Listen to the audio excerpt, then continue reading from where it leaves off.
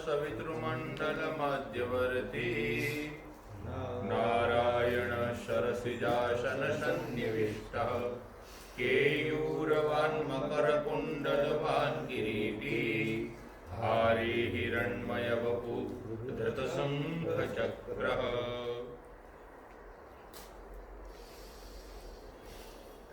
श्री साधना में कल महाराज जी ने मनुष्य जीवन की पूर्णता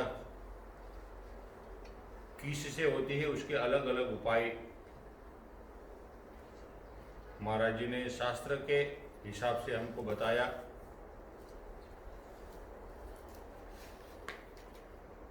मनुष्य किसी भी तरह जागरूक हो और वो महसूस करे कि मैं अपूर्ण हूं, मैं पूर्ण होने का प्रयास करूं। परमात्मा उस विचार को हमेशा पुष्ट करते हैं।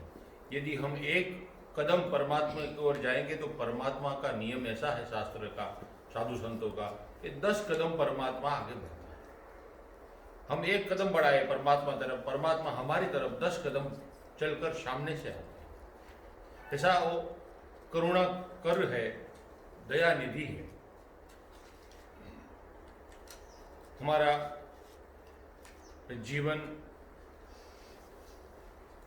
किस दिशा में जा रहा है, इसलिए दिशाओं की महिमा कल महाराज जी ने बताई। उस दिशा में परमात्मा का वास हो और हमारी खोज परमात्मा ही हो, हमारा अनुसंधान हमारा स्वरूप ही हो, हमारा श्रवण उस ब्रह्म के शब्द ही हो। ऐसा लक्ष्य यदि हमारा जीवन का बन जाए तो परमात्मा अहेतुक कृपा करके उस साधक का उद्धार करते हैं। इसे कई उदाहरण हमने देखे।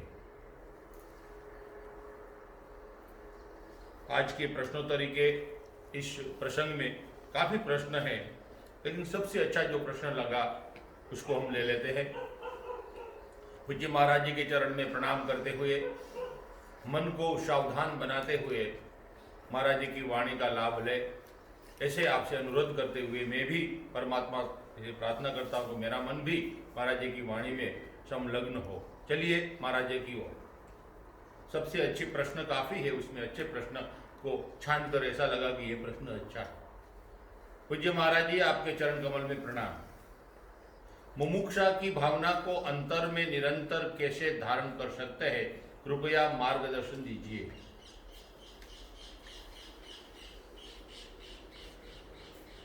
शंकराचार्य महाराज का वचन है, दुर्लभम त्रयमे देवानुग्रह हेतुकम मनुक्षक्तम मुमुक्षक्तम महापुरुष संसर्य। 3 चीज दुर्लभ बताई। एक तो ये मनुष्य का चोला मिलना दुर्लभ है। संत महात्मा इसका महिमा जानते हैं, अमूमन तो मालूम नहीं होता किसी को, और वो ऐसे इसको बर्बाद कर देते हैं। लेकिन जो जानते हैं, खोज करते हैं, वो कहते हैं मनुष्य का चोला मिलना बहुत दुर्लभ है।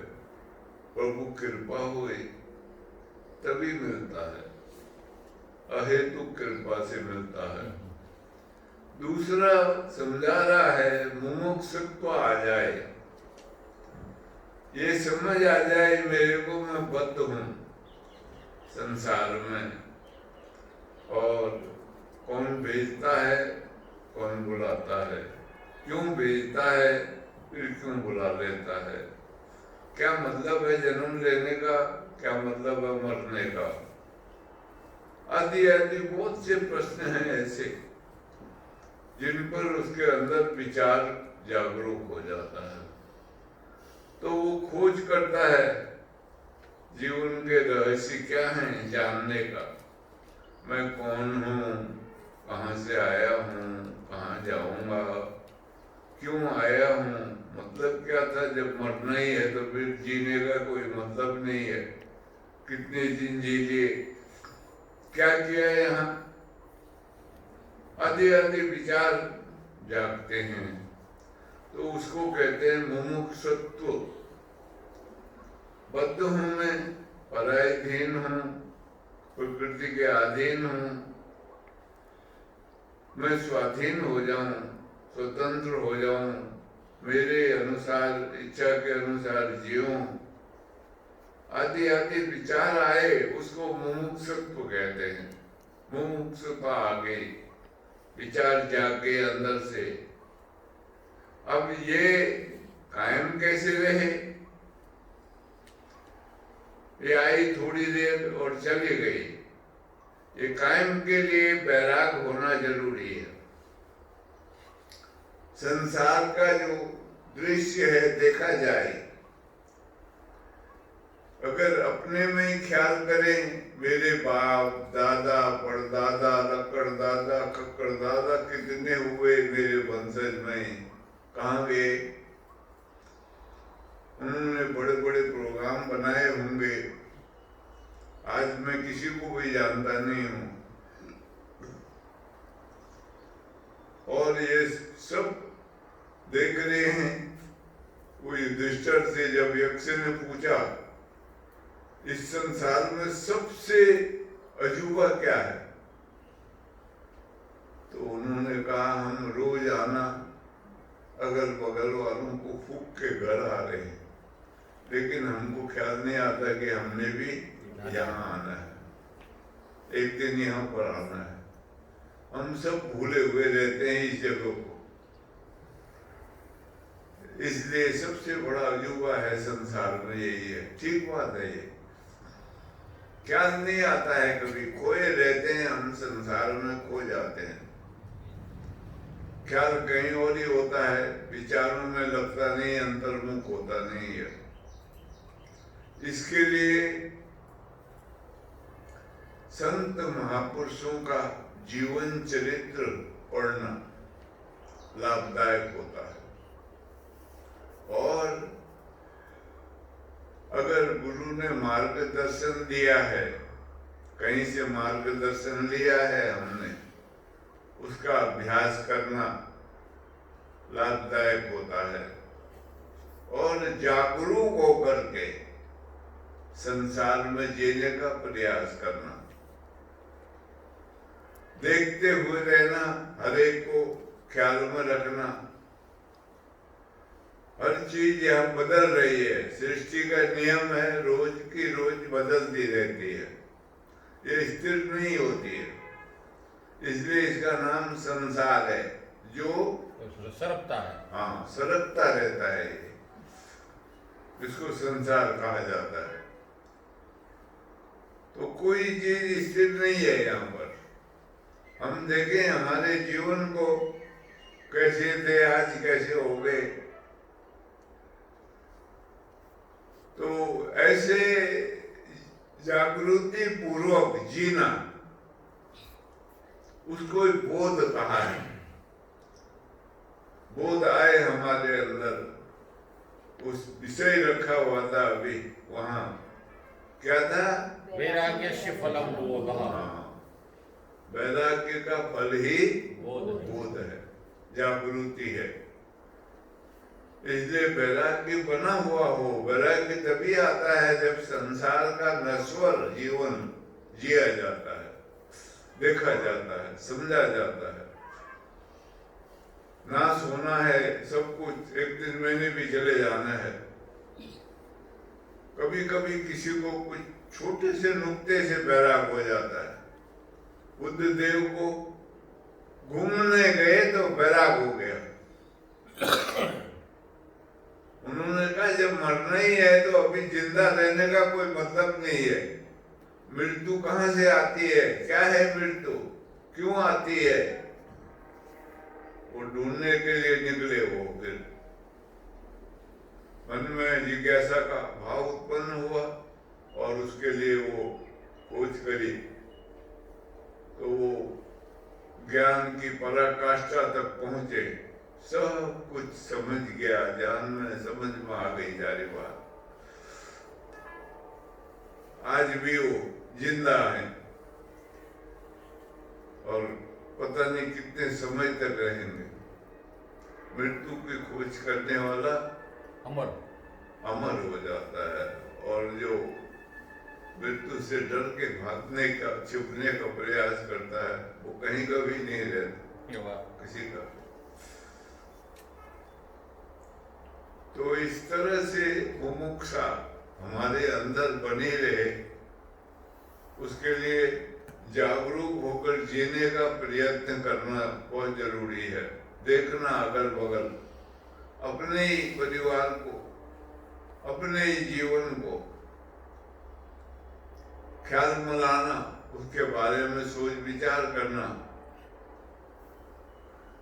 ऐसे समय होते हैं जब हम लैट्रिन में बैठते हैं, तब भी हमारे को सोच आ सकती है, लेकिन सोच हमें आती तो है पर संसार की आती है। जब सोने लगते हैं, थोड़ी देर नींद नहीं आई अगर, तब भी विचार आ सकते हैं, लेकिन विचार कल के आएंगे या आज के शाम जिसका राग द्वेष पैदा हुआ उसके आएंगे, या कल क्या करना है उसके विचार आते हैं।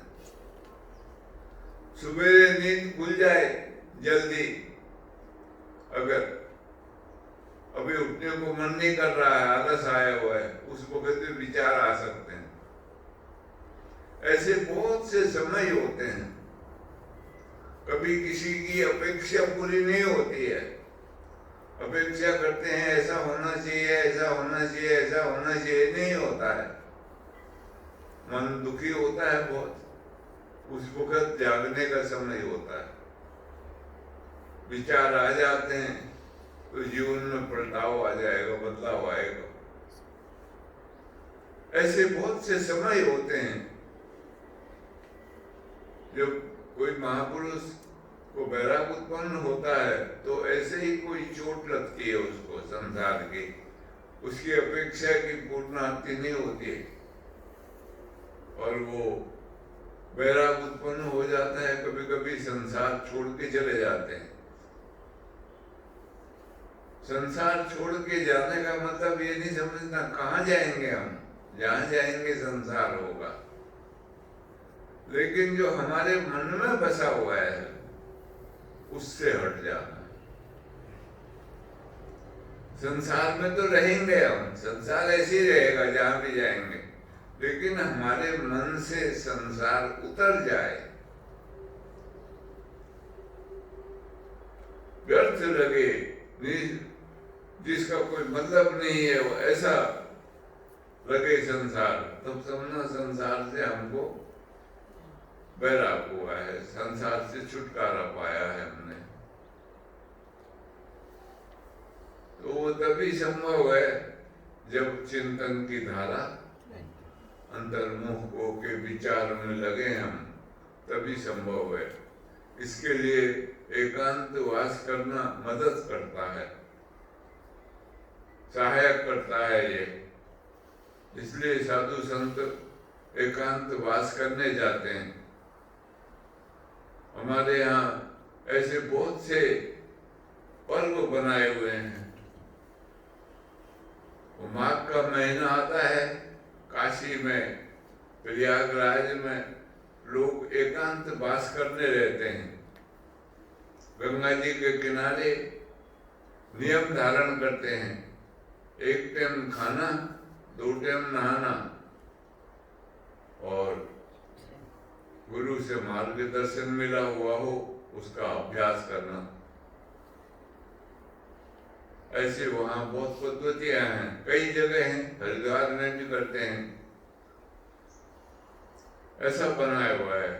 और जो संस्कृति है हमारी, उसके अनुसार पहले 25 बरस ब्रह्मचर्य के आश्रम में रहना है, वहां अध्ययन होगा, पठन पाठन होगा, उनके संरक्षण में, गुरु जी के संरक्षण में रहना है।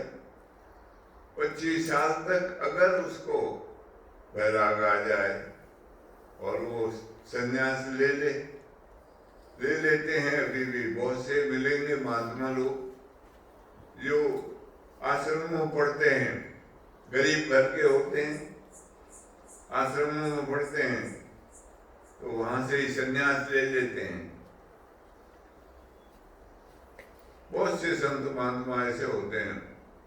नहीं तो जो नहीं लेता है, गृहस्थ में जाना चाहता है, तो उसका दूसरा पीरियड शुरू होता है, उसको आश्रम बोला है, तो वो गृहस्थ आश्रम में प्रवेश करता है। आश्रम का मतलब है जहां जाकर के श्रम किया जाता है। श्रम का मतलब मेहनत करते हैं। पहले 25 साल तक ब्रह्मचर्य का रहने का मेहनत करते हैं, फिर 25 साल गृहस्थ जीवन में प्रवेश करते हैं, उसमें रहते हैं। 50 के आसपास होते होते फिर वो वानप्रस्थ में चले जाता है। धीमे धीमे परमार्थ चिंतन में लगता है, संसार से थोड़े थोड़े करके मन को हटा देता है। एकदम नहीं पहला गाया, धीमे धीमे करके अपने मन को हटाता है। घर में ही रहता है, गृहस्थ में ही रहता है। कई बार कई लोग बदल देते हैं वस्त्र आदि, पीले वस्त्र पहन लेते हैं। हरिद्वार में आश्रम है ऐसे बहुत, सब जगह आश्रम है तीर्थों में, उनको वानप्रस्थ आश्रम कहते हैं। वहां जाके रहते हैं। कईयों को पेंशन मिलती है, वो पेंशन से वहां रहते हैं। कईयों के पास धन होता है, वो पहले जमा करा देते हैं, फिर वहां रहते हैं। वृद्ध आश्रमों में भी ऐसा होता है। तो वो वानप्रस्थ जीवन व्यतीत करते हैं। धीमे धीमे करके 10, 15, 20 साल में जब शरीर में आसक्ति आ जाती है, शक्ति नहीं रहती है, कम हो जाती है, तो संसार से मन अपना आप हट जाता है और ये ख्याल आने लगता है कि मेरा टाइम हो गया अब जाने का। और ऐसे ख्याल में फिर आदमी सोचता है कि मैं कुछ आगे के लिए कहाँ जाऊंगा, विचार करके कुछ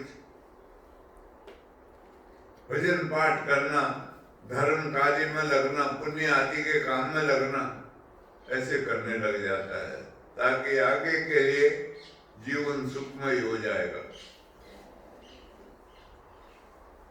उसके बाद अगर वो रहा और 70-75 साल के बाद संन्यास लेने की विधि विधान है, फिर बिल्कुल अलग हो जाए और अपने जीवन के जो अनुभव हैं वो कोई साधु संत होए या कोई नया ऐसा हो संसार में, उसको सुनाए।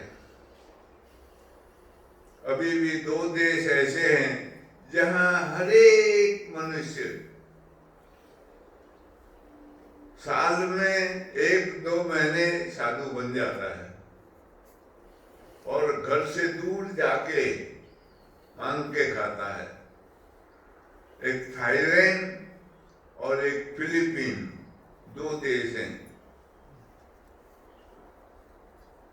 वो घर से जब छुट्टियां होती हैं, नौकरी के पेशे में है, छुट्टी लेकर 2 महीने साधु का भेष बना दे, बौद्ध धर्म में है वो चले जाता है दूर, मांग के खाएगा और भगवान का जो भी उनको पता है उसका भजन करेगा। तो वो आदमी जो जन्म लेता है ऐसा ही नहीं मरता है, कुछ जान के मरता है, कुछ समझ में आ जाती है बात उसको काफी कुछ, और ये मृत्यु का भय भी कम हो जाता है या दूर हो जाता है। तो ऐसे मुमुक्षा बने हमारे अंदर। मुमुक्षा बड़ी बात है, इसलिए उन्होंने कहा है दुर्लभ है। मुमुक्षुत्वम महापुरुष संश्रय, तीसरा उन्होंने कहा। फिर हम किसी महापुरुष को खोजें, वो हमारे को मार्गदर्शन दे, आत्म भाव में जीने का रास्ता बताए, शरीर भाव से थोड़ा थोड़ा करके भी हो विचार पूर्वक ऊपर उठें, अपने को आत्मा समझे।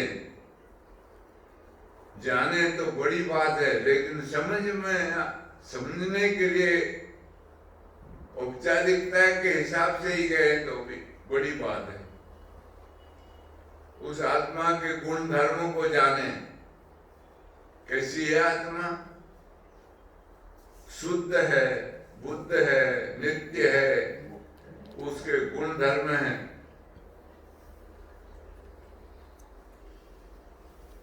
तो वो अपने जीवन में वो ऐसा रूप ढालने का प्रयास करें, हम भी शुद्ध हो जाएं, हम भी बुद्ध हो जाए, जागरूक हो जाएं, और हमारा जो वास्तविक स्वरूप है वो नित्य है, उसका नाश नहीं होता कभी, ऐसा भाव मन में आ जाए, कम से कम बड़ी बात है। धीरे धीरे भाव के साथ गुण भी आ जाएंगे। अगर चिंतन करते रहे तो बड़ी बात है, चिंतन का महत्व है सबसे ज्यादा।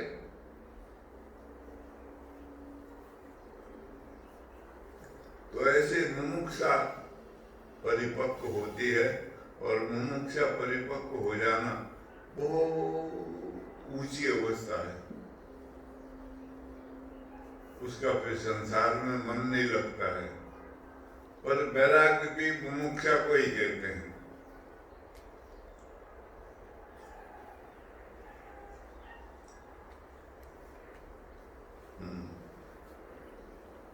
महाराज जी, हरिद्वार में कुंभ कब से शुरू हो गया? कल से हो गया? वो तो कल से शुरू हो गया है, जब परसों से। तो वहाँ हम गए थे ना इलाहाबाद, तो ये वो हमारे साथ एक महात्मा आया था, वो बता रहा था कि इसको कल्पवास कहते हैं।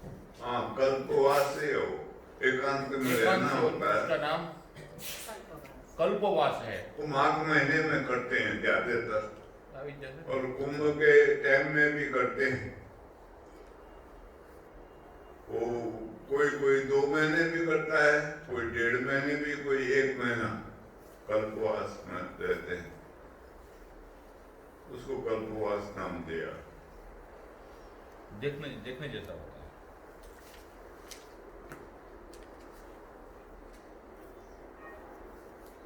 ओम नमो नारायण।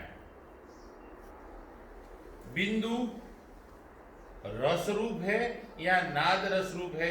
कृपया मार्गदर्शन दीजिए। ये साधना की पद्धतियां हैं। अब इसमें किसी को रस आए तो वो कंटिन्यू करेगा, उसमें लगेगा, उसका रहस्य समझ आएगा तभी रस आएगा, और नहीं तो ये साधन का रूप है। रस एक अलग तत्व है। रस हम किसी से भी प्राप्त कर सकते हैं, कोई भी हमको उसके साथ लगाव हो जाए। तो अब सत्संग ही सुनने से अगर रस आ गया तो सत्संग से लगाव होता है, वो घूमता रहता है सत्संग के लिए, कहीं भी मिले वहां जाएगा, सत्संग सुनेगा, क्योंकि उसको उसमें रस आ गया। ये रस एक आंतरिक हमारी निजी वस्तु है, किसी को किसी में आता है, किसी को किसी में। ये जो बिंदु और नाद है, इसका रस से कोई लेना देना नहीं है, लेकिन अगर मैं उस साधन में लग जाता हूं और निरंतर करता हूं, उसके बगैर मेरे को चैन नहीं पड़ता, तो समझना मेरे को रस आ गया उसमें। वो रास भी कहते हैं उसको, रास आ गया, मेरे माफिक बन गया वो रस का रूप बन जाता है।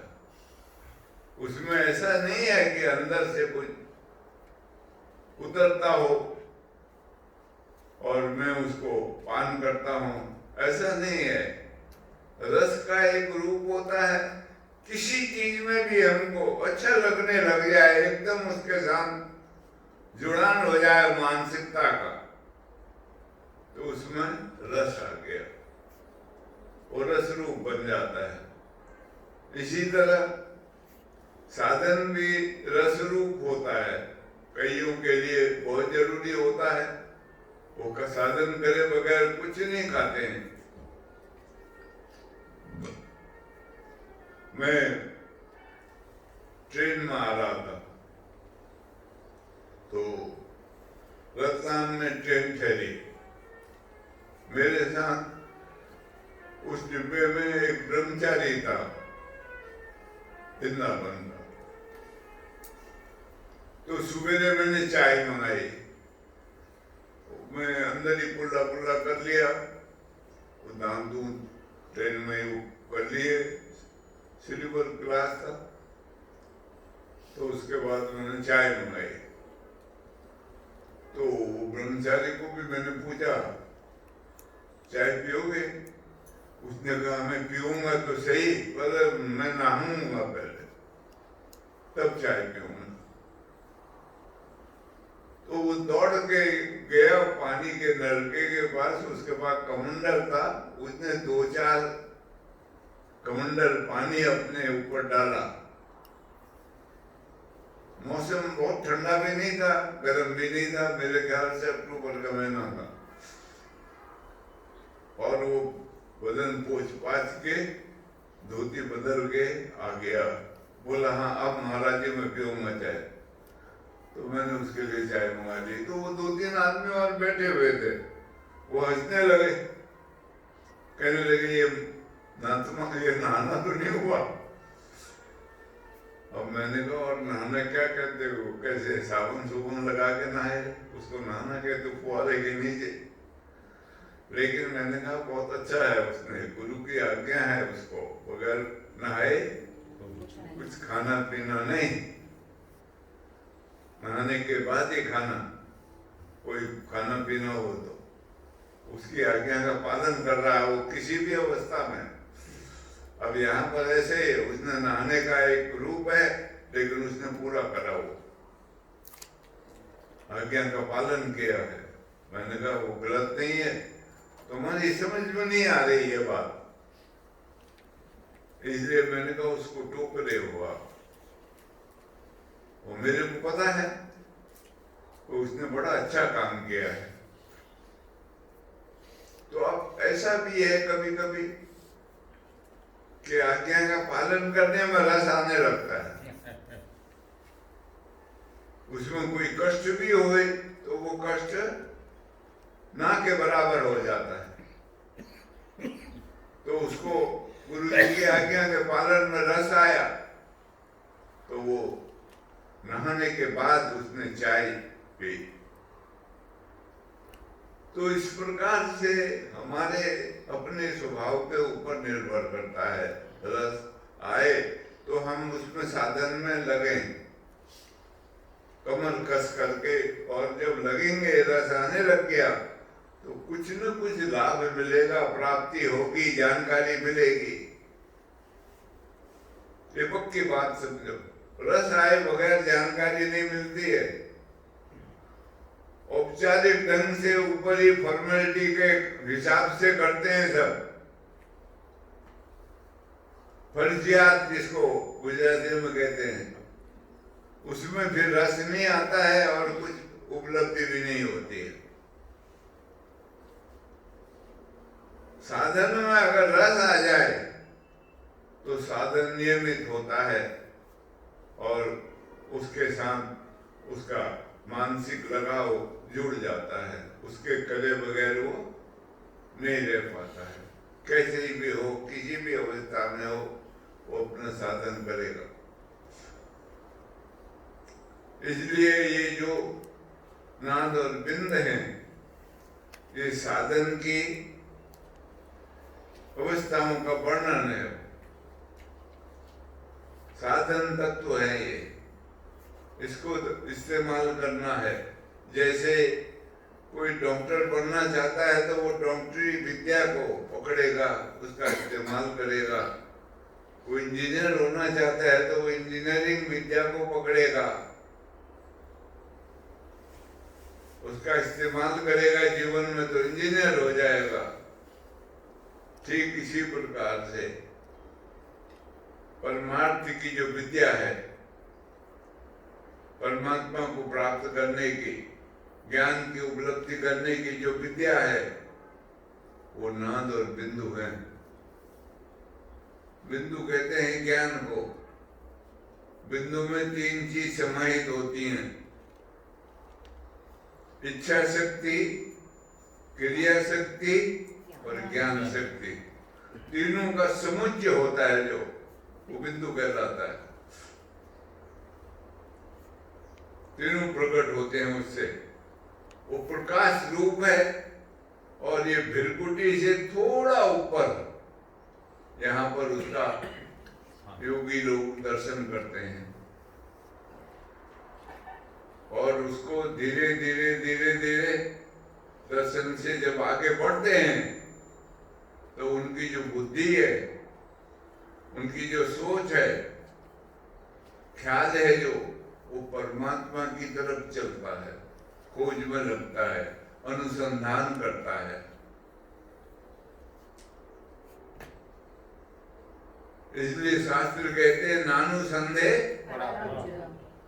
उससे परे कोई पूजा नहीं है।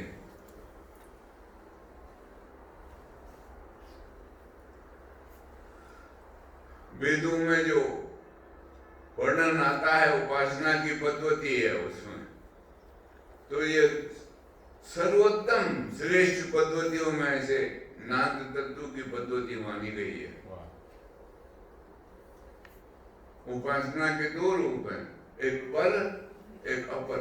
अपर उपासना संसारिक रूप लेती है, माला फेरना, पूजा पाठ करना, मंत्र जाप आदि करना,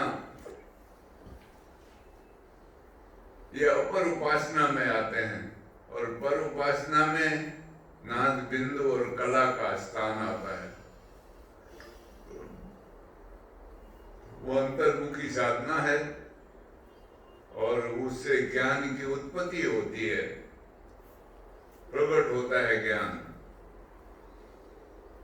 बिंदु जब खुलता है, अपना रहस्य प्रकट करता है, तो भगवत रूप में परिवर्तित हो जाता है।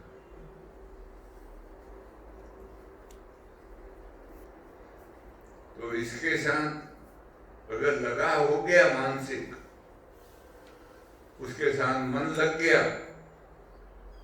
तो हम उसकी गहराई में उतरने का जो प्रयास करते हैं वो रस रूप बन जाएगा।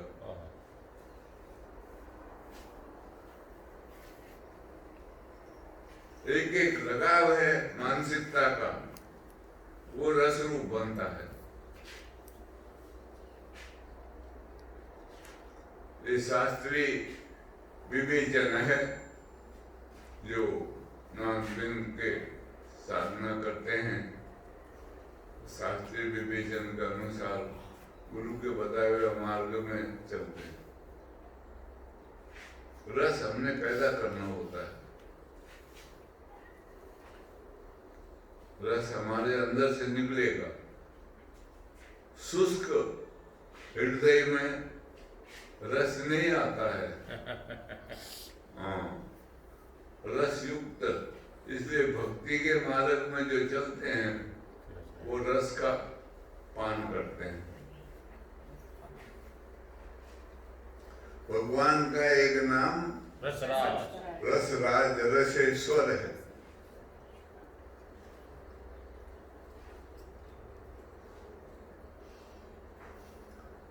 कहते हैं वो ईश्वर कृपा होती है तब वो रस निर्जर होता है, प्रकट होता है। और हमको अगर उसमें लगा हो गया, रस आने लग गया, तो फिर हमारा जीवन एक लक्ष्य बन जाएगा। ऐसा है, जिसमें भी रस आएगा उसी में लगता है।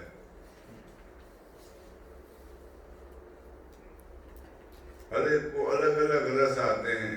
इसलिए संतों ने कहा है, कामी का हरि कामिनी, लोभी का हरि धाम, कबीर के हरि संत हैं, संत का हरि नाम।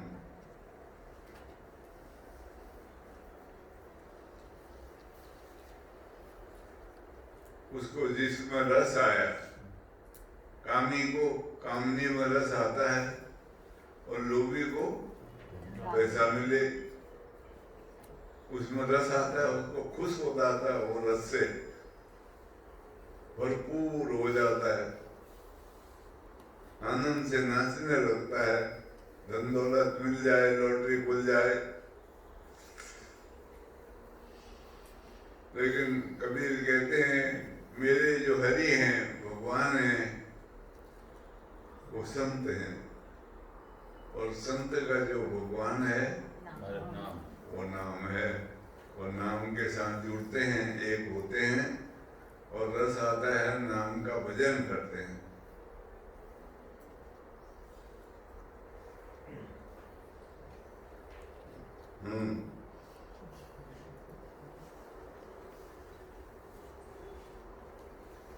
पूज्य महाराज जी प्रणाम।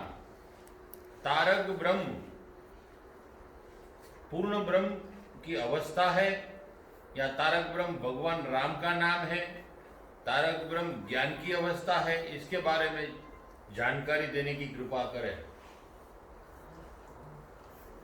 वो पहले एक प्रोफेसर ने भी ये प्रश्न किया था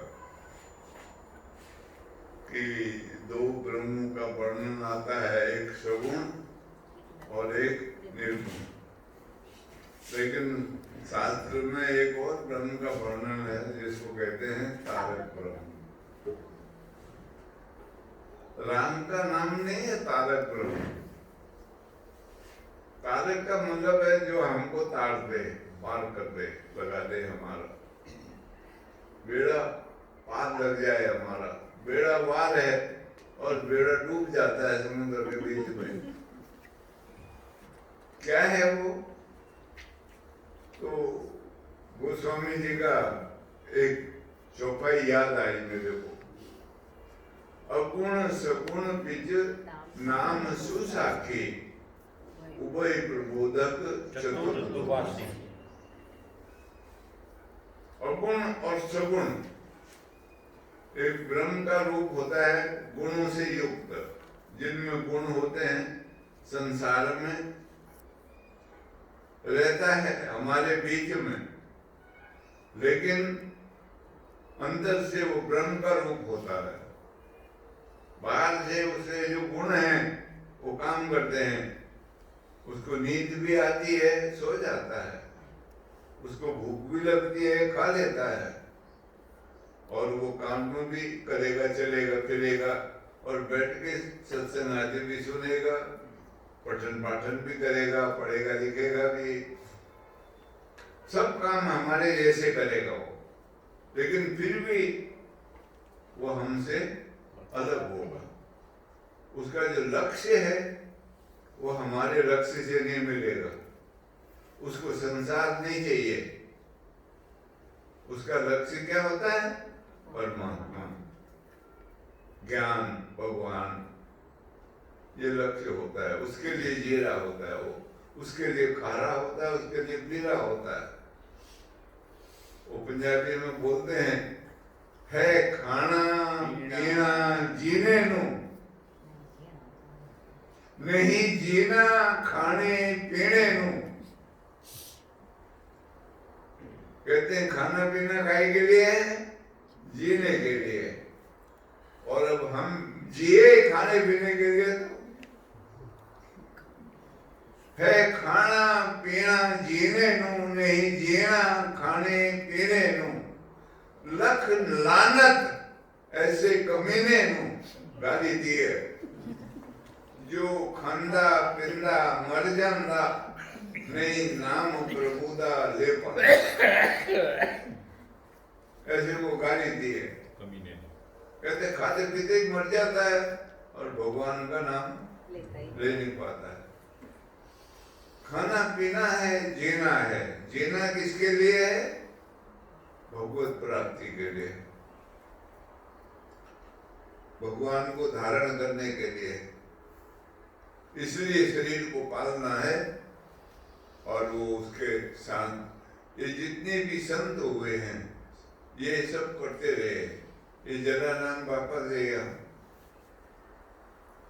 मांग के लाते थे, उनकी स्त्री वो दोनों, और वहां वो चक्की में चक्की रखी है अभी भी, पीस के साधु संतों को हाँ भोजन कराते थे सबको। अभी भी वहाँ भोजन सबको मिलता है। लेकिन अब वो जो प्रक्रिया थी वो खत्म हो गई। उनके पास कुछ नहीं था, वो मांग के लाते थे और साधु महात्माओं की सेवा करते थे। पुराना समय था, अभावग्रस्त लोग रहते थे, साधु महात्माओं को भी भोजन मुश्किल से मिलता था। कोई ऐसा समझदार वही खिलाता था, दूसरा नहीं। समर्थ रामदास 5 जगह भिक्षाटन करते थे, माधुकरी कहते हैं उसको। तो उसमें जो मिला वही देते थे।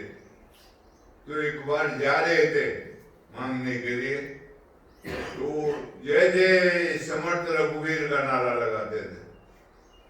मांगते भगवान से ही थे, इसलिए वो भगवान का नारा लगाते थे, जय जय समर्थ रघुवीर। तो एक औरत का अपने आदमी से झगड़ा हुआ था, सुबह उसका आदमी चला गया काम पर, ये पोछा लगा रही थी चूल्हे पे ऊपर।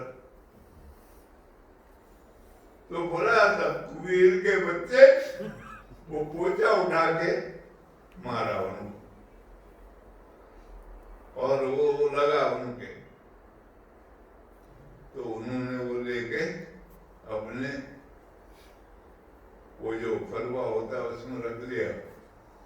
अब 4 घर बाकी रह गए, एक से मिल गया, जो भी मिला वो स्वीकार है।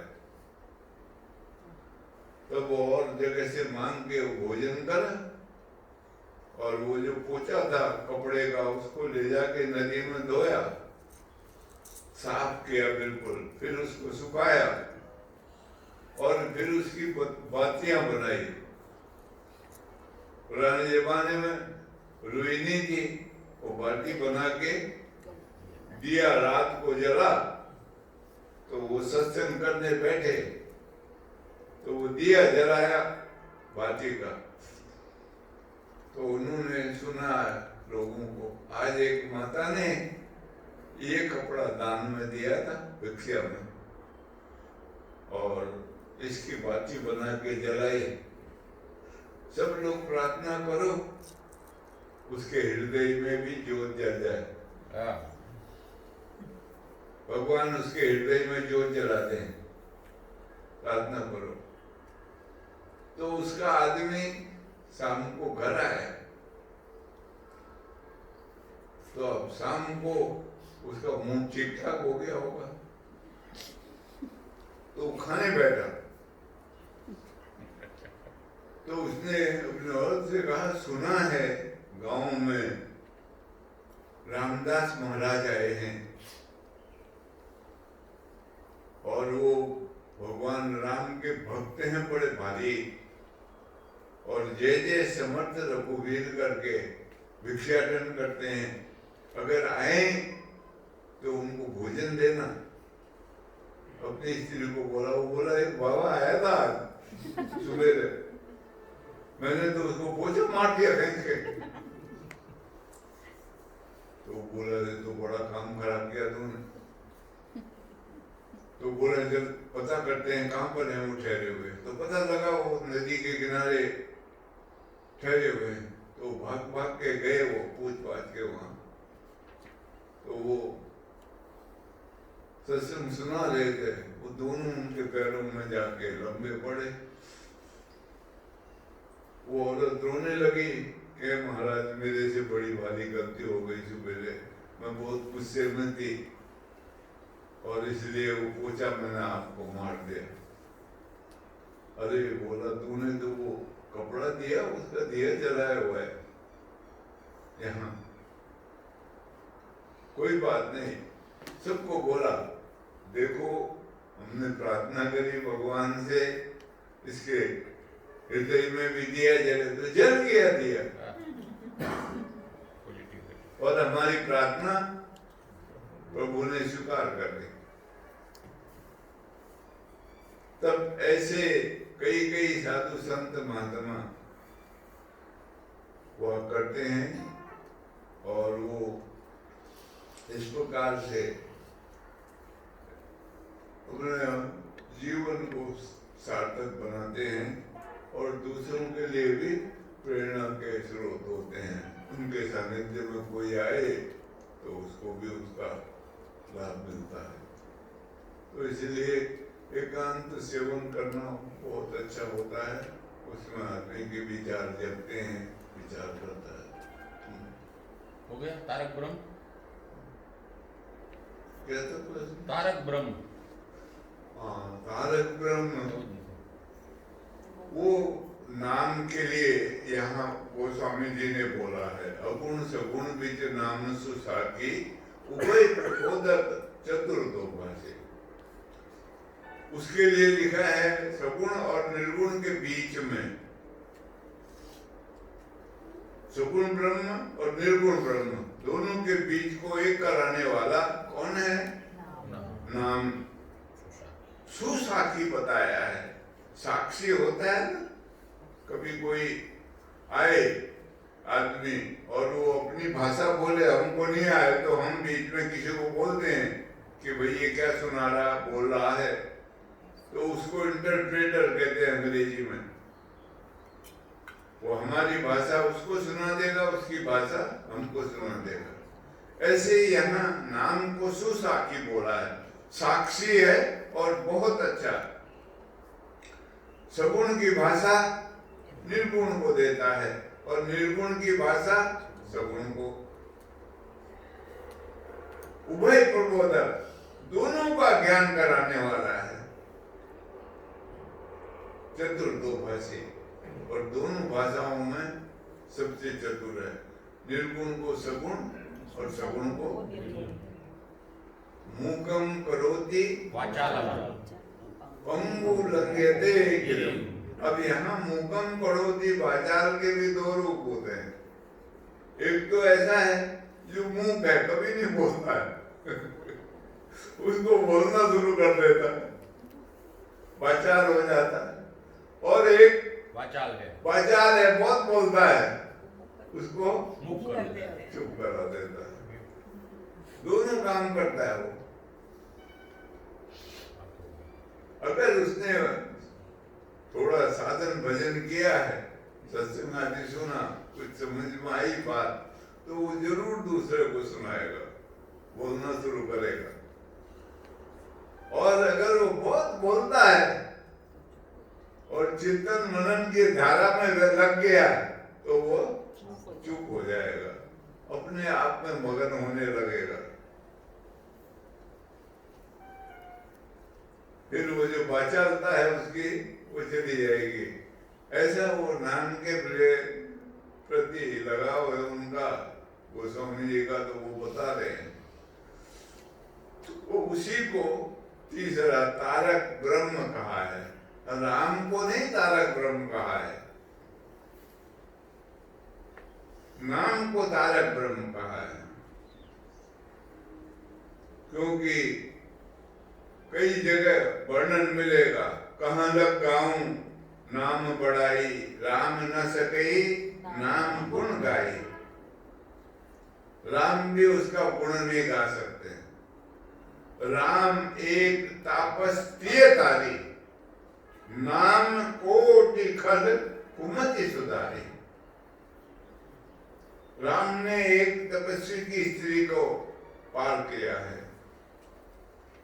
लेकिन नाम ने कहते हैं करोड़ों की कुमति सुधार दी। नाम की महिमा गाई है, तो वहां पर उसी नाम को तारक ब्रह्म के रूप में संत महात्माओं ने स्वीकार किया है। कई रूप हैं जो हमको पहुंचा दे, भगवान से एक करा दे, मिला दे जो हमको। उसको हम ब्रह्म का रूप देते हैं। अब साधक जो साधना करता है उनको बोला है शब्द ब्रह्मणे निष्णातः परम परमादि गच्छति। शब्द को भी ब्रह्म कहा है। को भी ब्रह्म। शब्द ब्रह्म में जो निष्णात हो जाता है, होशियार हो जाता है, जान लेता है, उसको पर ब्रह्म की प्राप्ति होती है। यहाँ शब्द को भी ब्रह्म कहा है, लेकिन निष्णात शब्द लगाया है। जान ले, उसके रहस्य को पता लग जाए पूरा, तभी पर ब्रह्म में उसकी गति होगी, पहुंच जाएगा वहां। तो ऐसे कई जगह शब्दों को भी महत्व दिया है।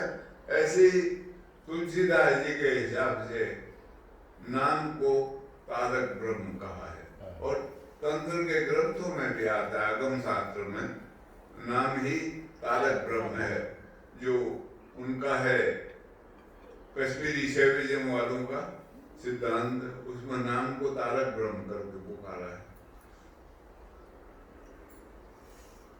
स्पंद कारिका बोले में इसका वर्णन मिलेगा।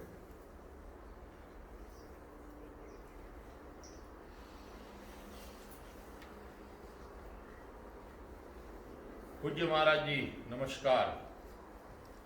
पूरण एवं प्राण भिन्न है या अभिन्न है, कृपया मार्गदर्शन दीजिए।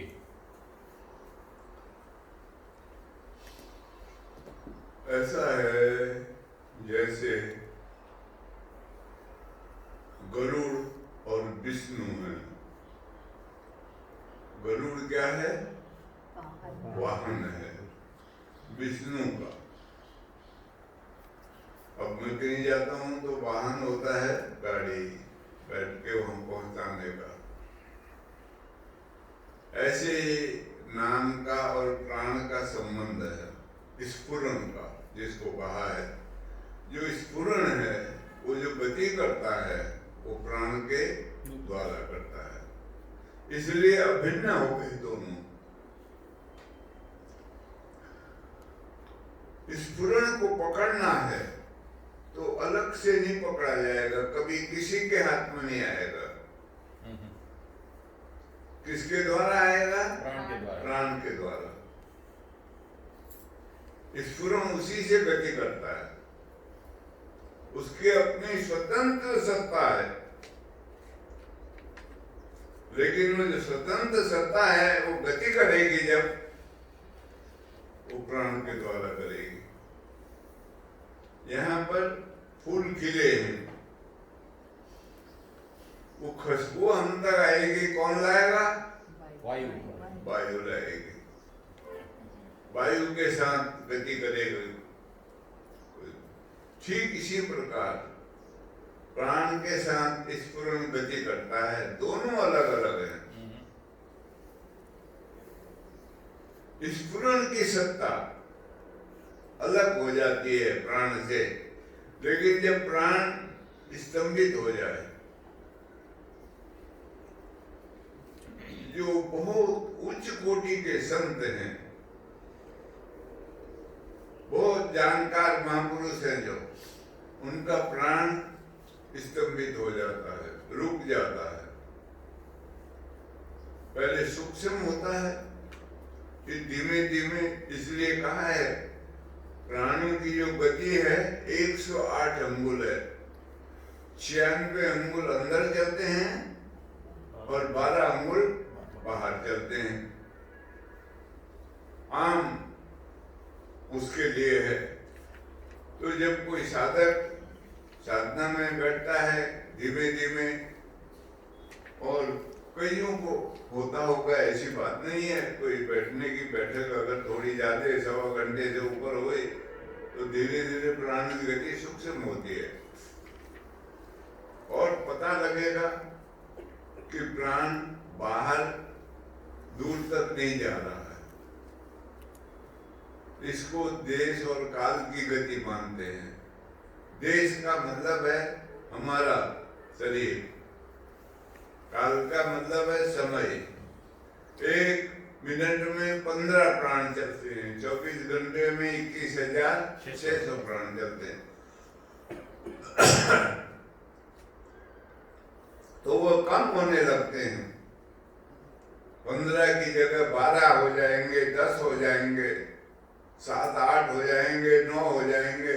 पकड़ में आ जाएगा अगर जागरूक होकर के भजन कर रहे हो तो, समझ में भी आ जाएगा और सूक्ष्म हो जाता है प्राण अतिशय। और ऐसे ही जो बहुत लंबे काल तक बैठ सकते हैं, धीमे धीमे धीमे ऐसी अवस्था आती है प्राण स्तंभित हो जाता है, रुक जाता है। उस वक्त जो स्पंद है वो अलग होता है, स्पंद रहता है, प्राण स्तंभित हो जाता है। लेकिन जब फिर होश में आते हैं, शरीर में आते हैं, प्राण चलने लगता है, उस वक्त शरीर का भान नहीं रहता है, पता नहीं होता है और हम उसके साथ युक्त हो जाते हैं। वही रहता है, ये नहीं रहता, इसका ख्याल भी नहीं रहता और इसका भान भी नहीं होता। लेकिन जब वापिस आते हैं शरीर में, तब फिर शरीर रहता है। योग की एक क्रिया होती है, उसमें शरीर से बाहर निकल जाते हैं, वो भी प्राणों से संबंधित होती है।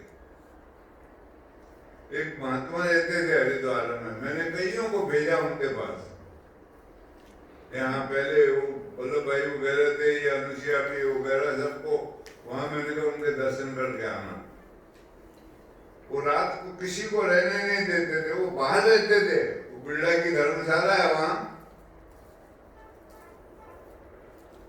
वो गंग नहर के किनारे, वहां ओटला है बड़ा, अभी तो उसको सजा दिया है उन्होंने। वहां पर वो उनकी मूर्ति फोटो बिठा दी है, पूजा करते हैं लोग, उनका शरीर शांत हो गया।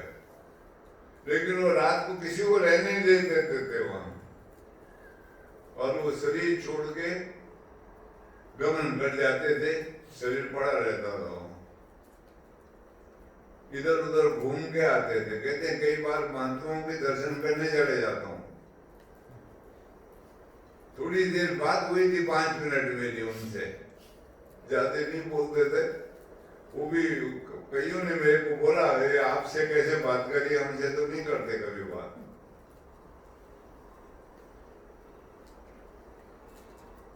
यहाँ मथुरा में एक गृहस्थी था, पंडा था वो कहता था मैं शरीर से बाहर चले जाता हूँ और आधी किलो जितनी वस्तु भी ला सकता हूँ उठा के।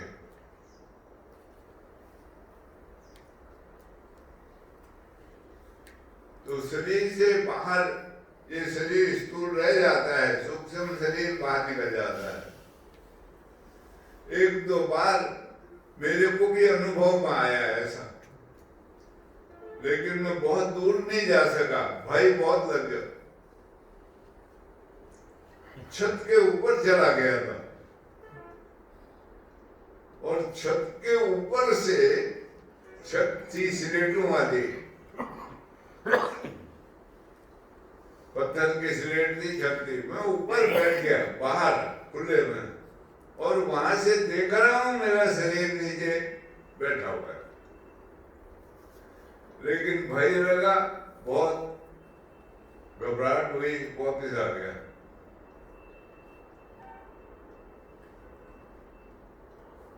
तो उस वक्त भी प्राण स्तंभित होता है, रुका हुआ होता है।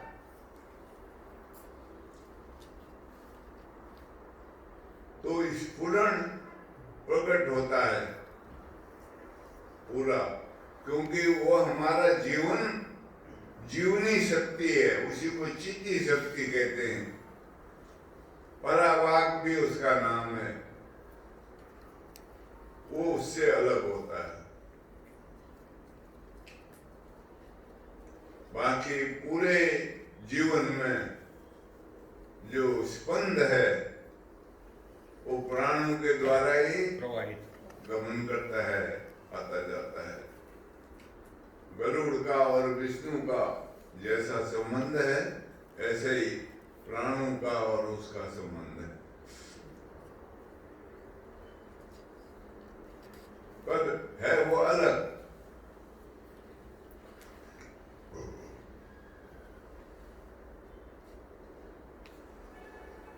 और उसका वाहन प्राण है।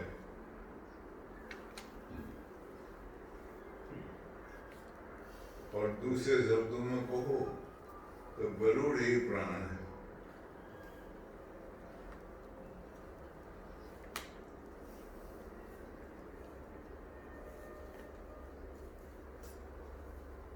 एक मजे की बात है, लक्ष्मी जी जब भगवान के साथ होती हैं, विष्णु के साथ, तो वो गरुड़ में बैठती हैं, और जब अकेली होती है तो उल्लू में बैठती है। उल्लू वाहन है उसका, उसको गरुड़ नहीं बिठाता है।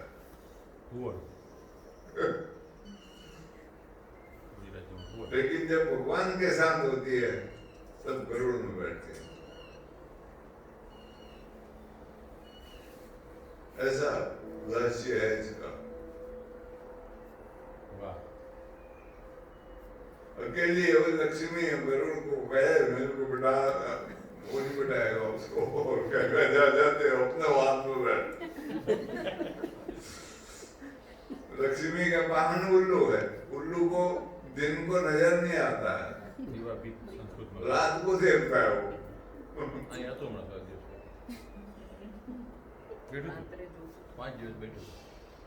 गुजराती में घुवड़ बोले, घुवड़। हाँ, घोड़ है, यहाँ को घोड़ कहते हैं।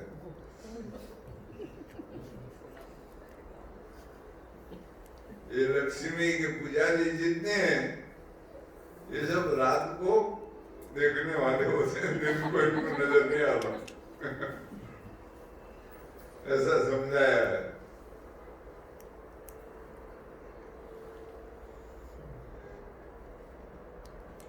तो ये इस प्रकार से समाप्त हुआ आज का। हो गया? हाँ जी महाराज। और बाकी तो चलता रहे। बोलो सच्चिदानंद भगवान की जय। श्री सद्गुरु